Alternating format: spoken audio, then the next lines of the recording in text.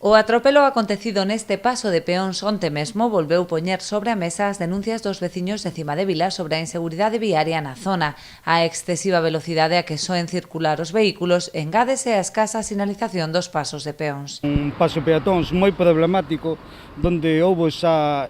atropellos bastante graves, e donde xa os veciños denunciamos varias veces de que había que señalizar este paso de peatóns, tomar medidas desde o goberno municipal, non están facendo nada. Dende Ceboiro xa solicitamos mediante unha moción que presentamos no Concello, que é na carretera A305 de dirección de Parón Ribeira, que había que poñer balizas luminosas nos pasos de peatóns, son as señales verticales intermitentes luminosas para advertir aos condutores de que aquí hai un paso de peatóns.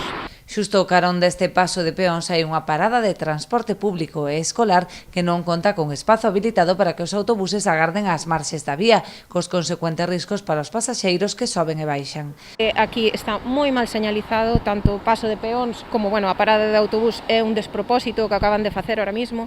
Precisamente por eso non podes deixar vir aos rapaces solos, porque, primeiro, que pasan os coches mangados, non respetan as velocidades,